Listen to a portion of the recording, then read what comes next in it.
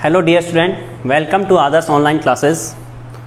प्रिय विद्यार्थियों, हमारे पिछले वीडियो में हमने डिस्कस किया था रिप्रोडक्टिव सिस्टम के बारे में, और रिप्रोडक्टिव सिस्टम से रिलेटेड सारी की सारी चीज़ें हमने चर्चा कर ली थी। उसमें मेल रिप्रोडक्टिव और फीमेल रिप्रोडक्टिव सिस्टम है वो कंप्लीट हो गया था। इसके बाद में हम आज अपना नया चैप्टर स्टार्ट करते हैं। आपका 35वां चैप्टर जो है जेनेटिक्स, आनुवांशिकी से रिलेटेड जो है जेनेटिक्स की आपकी जो यूनिट है उसमें आपका जेनेटिक्स का पहला चैप्टर यूँ कह सकते हैं हम, मेंडल के आनुवांशिकता का नियम। ठीक है, the heredity law of Mendel's. ठीक है, तो मेंडल के आनुवांशिकता के नियम की यदि हम बात करें तो सबसे पहले हमें ये पता करना होगा कि आनुवांशिकता क्या होती है, आनुवांशिकता किसे कहते हैं। ठीक है, तो आनुवांशिकता किसे कहेंगे? आनुवांशिकता का मतलब होता है कि जनकों के जो लक्षण होते हैं वो एक पीढ़ी से दूसरी पीढ़ी के अंदर वो चलते रहते हैं, और ये चलने का जो गुण है इसे क्या कहते हैं? आनुवांशिकता कहा जाता है। यानी एक पीढ़ी से दूसरी पीढ़ी में लक्षणों का स्थानांतरण, ठीक है, या यूँ कहें हम संतति तक पहुँचना जो है उसे क्या कहेंगे? इसे आनुवांशिकता कहा जाता है। ठीक है, और ये आनुवांशिकता जो है ये किस कारण से होती है? कुछ ऐसे कारक पाए जाते हैं किसी भी जीव के अंदर जो क्या करते हैं, लक्षणों को एक पीढ़ी से दूसरी पीढ़ी में ले जाने का काम करते हैं। ठीक है, और उन कारकों को बाद में जीन नाम दिया गया। ठीक है, तो हम ये कह सकते हैं कि कारक या जीन के द्वारा एक पीढ़ी से दूसरी पीढ़ी में लक्षणों का संचरण जो है, स्थानांतरण जो होता है उसे क्या कहते हैं? आनुवांशिकता कहा जाता है। तो इसमें सबसे पहले हम आनुवांशिकता के बारे में पढ़ते हैं, और आनुवांशिकता का जो अध्ययन है वो विज्ञान की जिस शाखा में किया जाता है उसे आनुवांशिकी कहते हैं, और आनुवांशिकी के बारे में मेंडल ने बताया था अनेक प्रयोगों के आधार पर। ठीक है, तो सबसे पहले हम देखते हैं कि आनुवांशिकी किसे कहेंगे। ठीक है, जेनेटिक्स किसे कहते हैं?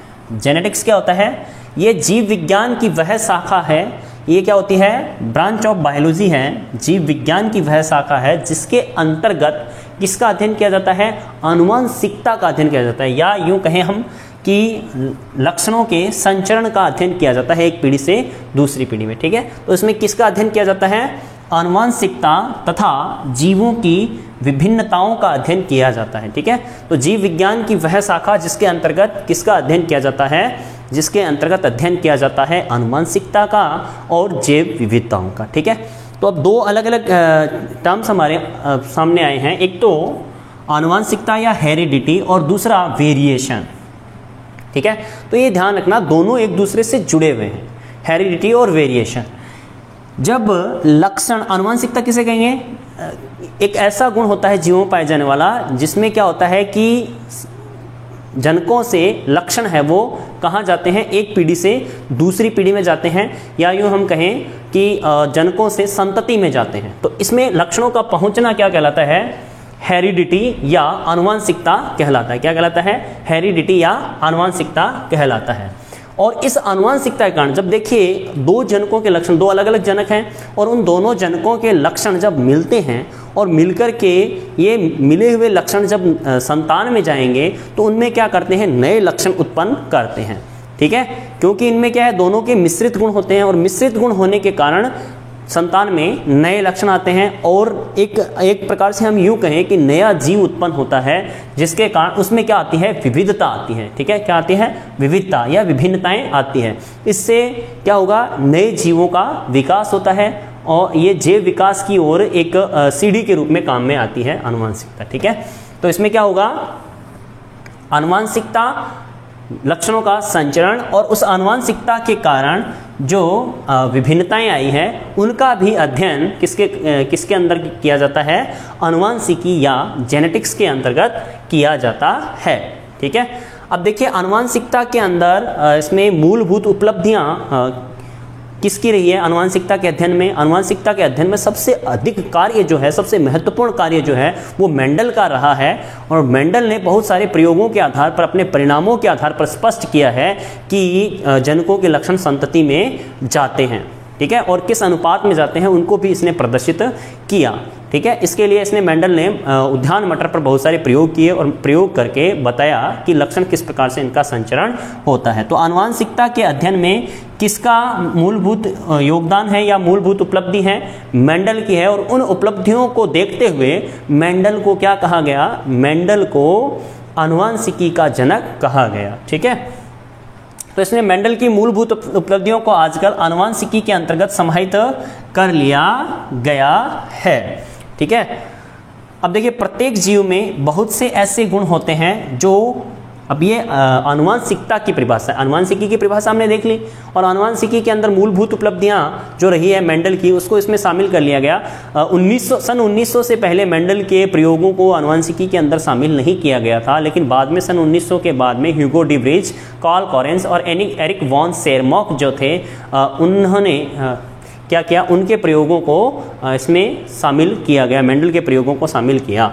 ठीक है, अब देखिए इसमें क्या होता है।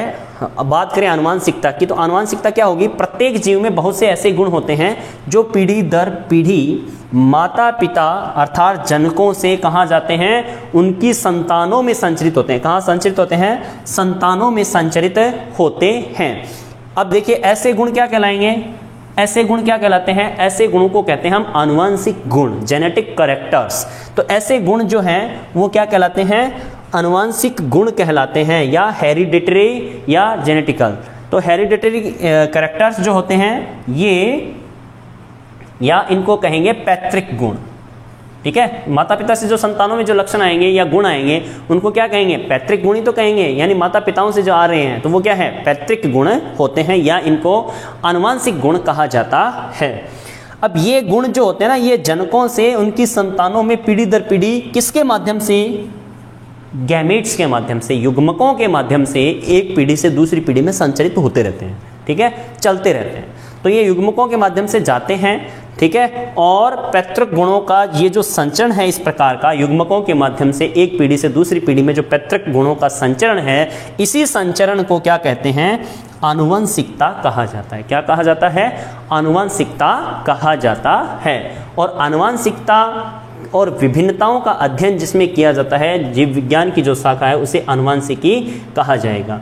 ठीक है, अब हम बात करते हैं आनुवंशिकता एवं विभिन्नता से संबंधित जो शाखा है उसके बारे में, कि जेनेटिक्स है वो किसे कहते हैं।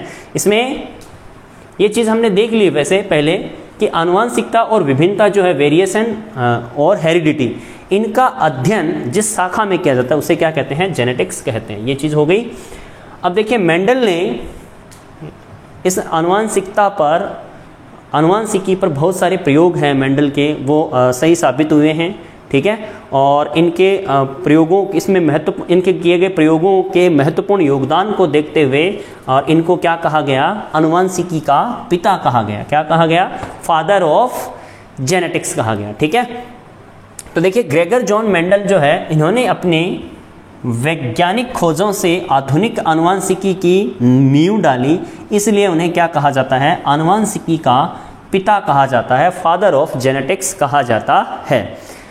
अब मेंडल के काम का प्रस्तावक जो है, मेंडल ने जो प्रयोग किए उनका प्रस्तावक जो है, जिसने इनका प्रस्ताव रखा और आगे लेकर के गए, जिनका नाम है विलियम बैटसन। ठीक है, ये Hugo de Vries, Carl Correns और एरिक वॉन शेरमॉक के बाद में इन्होंने ये प्रस्तावित किया, इनका नियम जो है। उन्होंने 1905 में एक शब्द दिया आनुवंशिकी। मेंडल ने बस इतना ही बताया था कि लक्षण है माता पिता से वो कहाँ जाते हैं? संतान में जाते हैं, और उनका अध्ययन ही किया था। आनुवंशिकी नाम उन्होंने नहीं दिया। तो आनुवंशिकी नाम किसने दिया? विलियम बैटसन ने दिया था, और ये एक ग्रीक शब्द है। जेनेटिक्स जो है इसमें इसका अर्थ होता है होना या वृद्धि करना। ठीक है, क्या होता है? होना या वृद्धि करना इसका अर्थ होता है। तो यह शब्द किसने दिया? विलियम बैटसन ने दिया था। ठीक है, तो ये हो गई आनुवंशिकी और आनुवंशिकता की बात। अब हम बात करेंगे इसके बाद में, आपका जो अगला टॉपिक है मेंडल का जीवन परिचय। ठीक है, मेंडल का इंट्रोडक्शन है, तो इसके बारे में हम चर्चा करते हैं कि सबसे पहले हम देखते हैं कि मेंडल का जन्म कहाँ हुआ। ठीक है, तो मेंडल की जन्म की यदि बात करें तो सबसे पहले इसकी बर्थ डेट देखिए, 22 जुलाई 1822 को आपकी बुक में ये दिया हुआ है, कुछ में 20 जुलाई भी दिया हुआ है। तो 22 जुलाई 1822 में यहाँ पर ऑस्ट्रिया या चेकोस्लोवाकिया, ऑस्ट्रिया को वर्तमान में चेक गणराज्य या चेकोस्लोवाकिया कहा जाता है, इसके मोराविया सिलिसिया क्षेत्र जो है, इसका कौन सा गांव, सिलिसिया गांव जो है, उसके अंदर इनका जन्म हुआ था। ठीक है, इनके पिता जो हैं वो एक साधारण किसान परिवार से थे, खेती का काम किया करते थे और फसल उगाने का काम ये करते थे। तो ये इनका जो जन्म है वो 22 जुलाई 1822 को चेकोस्लोवाकिया और ऑस्ट्रिया के मोराविया सिलिसिया क्षेत्र के सिलिसिया गांव में हुआ था और ये एक साधारण किसान परिवार से थे। ठीक है, किससे थे ये, साधारण किसान परिवार से थे। 1842 में इन्होंने 1822 में जन्म लिया और 1842 में लगभग 20 वर्ष की आयु में इन्होंने क्या किया, फिलोसफी या दर्शन शास्त्र से इन्होंने मास्टर डिग्री की थी, 2 वर्षीय पाठ्यक्रम पूर्ण किया। ठीक है, तो 2 वर्षीय पाठ्यक्रम इन्होंने कब पूर्ण किया, सन 1842 में इन्होंने दर्शन शास्त्र से 2 वर्षीय पाठ्यक्रम पूर्ण कर लिया था। फिर सन 1843 में इनको ऑस्ट्रिया का जो ब्रूनो शहर है, उस ब्रूनो शहर के अंदर एक चर्च में पादरी बना दिया गया। ठीक है, कहाँ पर, ऑस्ट्रिया के ब्रूनो शहर में चर्च का पादरी बनाया गया इन्हें, और उसी चर्च के अंदर इनको ग्रेगर की उपाधि दी गई। किसकी उपाधि दी गई, ग्रेगर की उपाधि दी गई। ठीक है, अब उसके बाद में 1851 में ये वियना चले गए और वियना में वियना यूनिवर्सिटी जो है वहाँ पर इन्होंने गणित और प्राकृतिक विज्ञान, मैथ और नेचुरल साइंस की स्टडी की थी इन्होंने। ठीक है, तो 1851 में क्या किया इन्होंने, वियना विश्वविद्यालय में गणित एवं प्राकृतिक विज्ञान का अध्ययन किया। ठीक है, अब 1854 में ये अपनी पढ़ाई पूर्ण करके और वापस लौटे 1854 में, कहाँ पर, ब्रूनो शहर में लौटे। तो ब्रूनो शहर में 1854 को वापस लौट करके आ गए। तो जब ये लौटे तो यहाँ पर ब्रूनो शहर की मॉडर्न स्कूल के अंदर इन्होंने क्या किया, अध्यापन का कार्य किया। ठीक है, तो ये यहाँ पर अध्यापन करवाया, यहाँ पर यानी यहाँ पर बच्चों को पढ़ाने का काम किया। उसके बाद में यहाँ पर देखते हैं 1854 से 1865 तक उन्होंने करवाया काम, और 1857 में इन्होंने क्या किया, 1857 से लेकर के 1865 में अध्यापन के दौरान चर्च का जिस चर्च में वो पादरी थे उनके वहाँ के जो उद्यान है उनमें मटर के पौधों पर क्या किया, प्रयोग किया। तो चर्च के उद्यान मटर जो हैं उनके ऊपर महत्वपूर्ण प्रयोग किए, जिनको वर्तमान में आनुवंशिकी के अंदर शामिल किया गया है। ठीक है, तो ये इनका परिचय आगे भी और है। तो 65 में इन्होंने क्या किया, महत्वपूर्ण प्रयोग किया, और 65 में इन्होंने एक पत्रिका शोध पत्र निकाला इन प्रयोगों के आधार पर, और इन्होंने एक अवधारणा दी, कौन सी, वंशागति की इकाइयों की अवधारणा। ठीक है, तो इन्होंने एक प्रस्तुत किया, एक अवधारणा प्रस्तुत की। इसके अनुसार क्या होता है कि जनक से समान संख्या में ऐसी इकाइयां जाती हैं, वंशानुगत होती हैं, जो एक संतति से दूसरी संतति में चलती रहती हैं। मतलब ये वंशागतिक इकाई की अवधारणा मतलब ऐसी कुछ इकाइयां होती हैं, ऐसे कुछ कारक होते हैं जो जनकों से संतानों में चलते रहते हैं, आगे से आगे। ठीक है, एक पीढ़ी से दूसरी पीढ़ी में चलते रहते हैं, और ये इकाइयां क्या करेगी, संतान के अंदर सामान्य और विशिष्ट लक्षणों का निर्धारण करती है। ठीक है, उनको लेकर के आती है, सामान्य लक्षणों को और विशिष्ट लक्षणों के लिए जिम्मेदार ये होती हैं। इन्होंने लगभग 30,000 मटर के पौधों पर क्या किए, प्रयोग किए, और उनसे प्राप्त परिणामों को इन्होंने किसमें, अपने एक शोध पत्र में प्रकाशित करवाया, जिसका नाम है, अब ये शोध पत्र कहाँ से प्रकाशित होता है, कहाँ से प्रकाशित होता था, bronze society of natural history. ठीक है, एक सोसाइटी है ब्रॉन्ज शहर की, जिसे bronze society of natural history कहा जाता है। इसके समक्ष इसने क्या किया, प्रस्तुत किया। 8 फरवरी से 8 मार्च 1865 को प्रस्तुत किए, और अपने शोध कार्यों को 1866 में इसकी एक वार्षिक पत्रिका के अंदर प्रकाशित किया, जिसका नाम है पादपों में संकरण के प्रयोग। ठीक है। वार्षिक पत्रिका का क्या नाम है? पादपों में संकरण का प्रयोग। इस पत्रिका के अंदर इन्होंने अपने प्रयोगों को क्या किया? प्रकाशित करवाया। और इसका जो ये जर्मनी का था ये, ठीक है, तो जर्मनी का ये शोध पत्र है, इसलिए इसको जर्मनी भाषा का यदि मूल भाषा के अंदर यदि हम देखें तो इसका नाम दिया गया वर्सुचे बर फ्रेंजन हाइब्रिडेन नामक शीर्षक से इसको प्रकाशित करवाया गया, ठीक है ना। तो अब इसको हिंदी में क्या कह सकते हैं हम? हिंदी में कहते हैं पादपों में संकरण के प्रयोग, ठीक है। और जर्मनी भाषा में शोध पत्र क्या कहलाता है? वर्सुचे बर फ्रेंजन हाइब्रिडेन, इस नाम से ये प्रकाशित करवाया गया मेंडल के द्वारा, ठीक है। अब 1866 में जब ये प्रकाशित हुआ, उसके बाद में लगभग 34 वर्षों तक इसके मेंडल की कोई चर्चा नहीं हुई, उसके शोध पत्रों पर कोई भी किसी ने विचार नहीं किया और 34 वर्षों तक इस पर कोई कार्य नहीं हुआ। उसके बाद में सन 1900 के अंदर 3 देशों के वैज्ञानिक थे, जिनमें हॉलैंड के वैज्ञानिक ह्यूगो डी व्रीज, हॉलैंड के कौन से? ह्यूगो डी व्रीज, जर्मनी के कार्ल कॉरेंस और ऑस्ट्रिया के एरिक वॉन सेरमार्क, ये वैज्ञानिक थे जिन्होंने क्या किया? मेंडल के प्रयोगों की पुष्टि की। इन्होंने मेंडल के प्रयोगों के आधार पर अपने आगे के प्रयोग किए और उन प्रयोगों से प्राप्त परिणामों को देखा। जो परिणाम मेंडल के द्वारा जो सिद्ध किए गए जो परिणाम थे, निकाले गए परिणाम थे, उनसे मैच कर रहे थे, उनसे मिल रहे थे। इस कारण से उन्होंने फिर मेंडल के परिणामों की पुष्टि की, ठीक है, और उनके सिद्धांतों को प्रतिपादित किया आगे ले जा करके। तो इसने देखिए इन्होंने क्या किया? प्रयोग किया और अपने प्रयोगों के आधार पर मेंडल के जैसे निष्कर्ष निकाले तथा मेंडल के सिद्धांतों को आनुवंशिकता के नियमों के रूप में प्रतिपादित किया गया। मेंडल ने जो सिद्धांत या नियम दिए थे, उन नियमों को प्रतिपादित किया। किस रूप में? आनुवंशिकता के नियम के रूप में। यानी यही वैज्ञानिक, ये वो वैज्ञानिक थे जो मेंडल के किए गए प्रयोग या उनके दिए गए नियमों को आनुवंशिकता में लेकर के आए और उनको आनुवंशिकता के अंदर समाहित किया, ठीक है।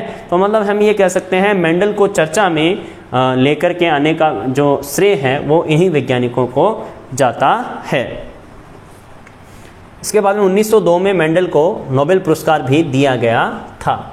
अब देखिए मेंडल ने किस पर प्रयोग किया था? उद्यान मटर पर प्रयोग किया था। जो ब्रूनो शहर का जो चर्च था, उस चर्च के अंदर जो उद्यान मटर जो पादप थे उन पर इन्होंने प्रयोग किया। और ये क्या कारण था कि इन्होंने उद्यान मटर पर ही कार्य किया, अन्य पादप पर क्यों नहीं किया? तो इसके लिए कुछ उसमें ऐसे लक्षण देखे गए जिसके कारण ये उद्यान मटर पर इन्होंने कार्य किया। अब कौन कौन से लक्षण इसमें देखे गए? तो देखिए, एक तो उद्यान मटर का जीवन काल जो है वो जीवन काल क्या होता है?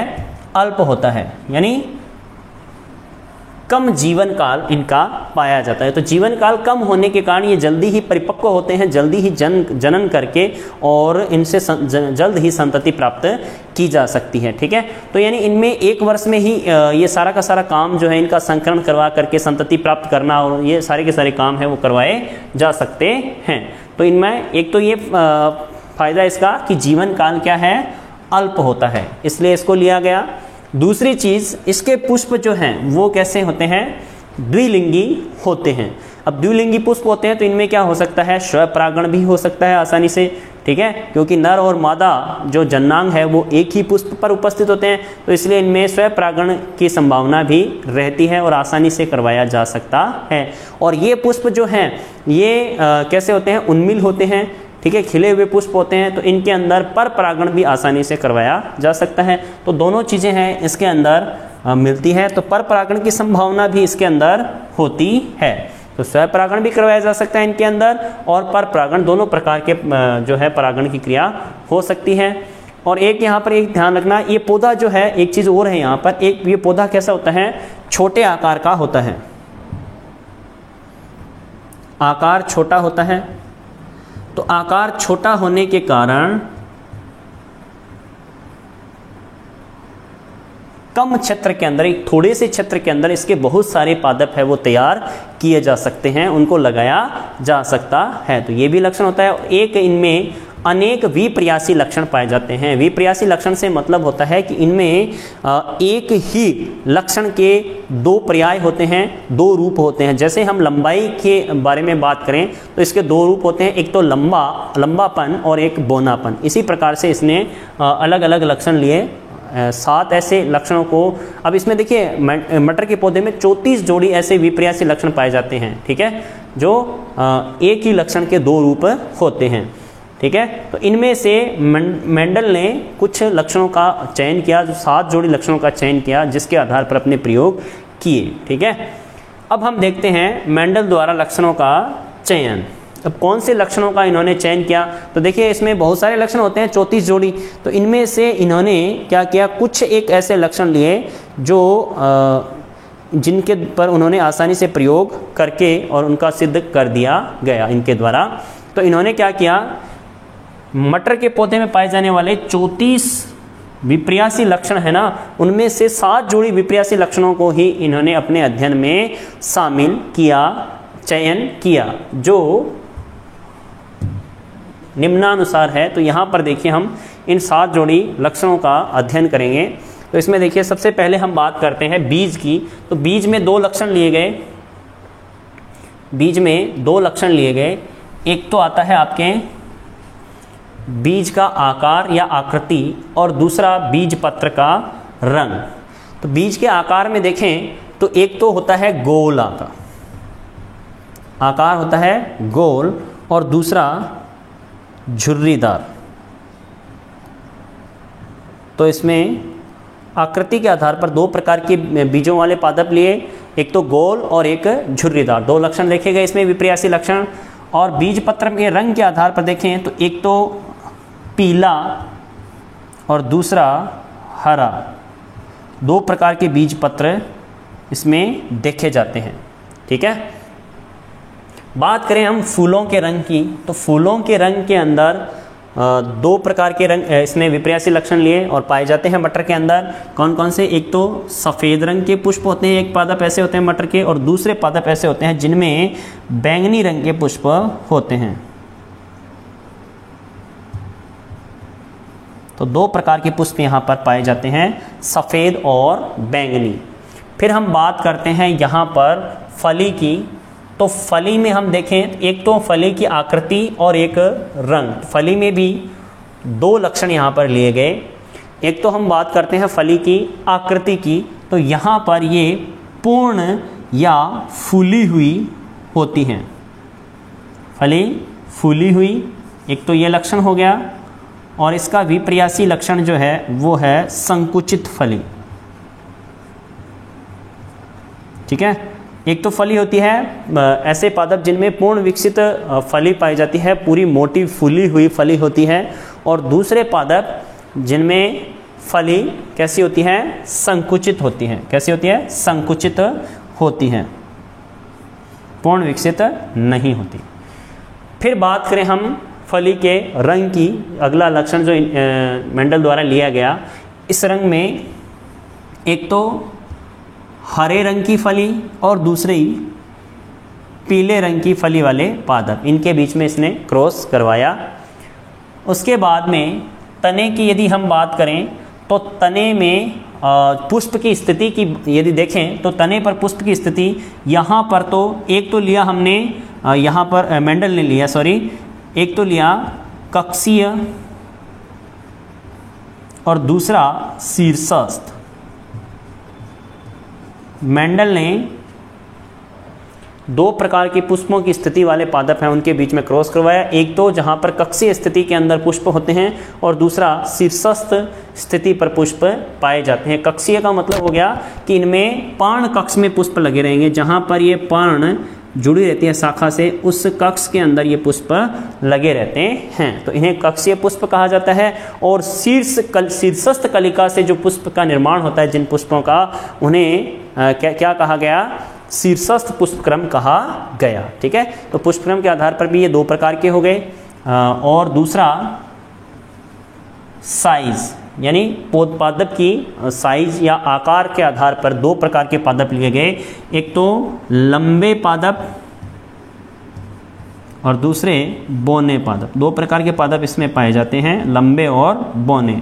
इनको आपस में संकरण करवा के उन्होंने परिणाम प्राप्त किए। तो इस प्रकार से मेंडल ने 7 जोड़ी विपर्यासी लक्षण यहाँ पर लिए। एक तो कौन सा, बीज का रंग, बीज की आकृति।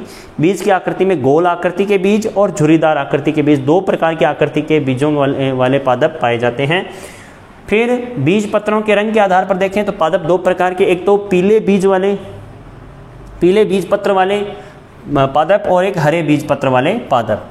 फिर हम बात करें फूलों के रंग की, तो इसमें सफ़ेद रंग वाले फूलों वाले पादप और दूसरा बैंगनी रंग के फूलों वाले पादप होते हैं। फिर अगला आता है इसमें फली। तो फली के अंदर एक तो फली की आकृति और एक फली का रंग। फली की आकृति में देखें तो एक तो आकृति इसकी होती है फूली हुई फली वाली आकृति के जो पादप हैं, और दूसरे संकुचित फली आकृति वाले पादप। फिर फली का रंग हरी फली वाले पादप और पीली फली वाले पादप, इनके बीच क्रॉस करवाया। फिर पुष्पों की स्थिति के आधार पर देखें तो कक्षीय स्थिति वाले फूलों वाले पादप और शीर्षस्थ फूलों वाले पादपों के बीच में इन्होंने क्रॉस करवाया।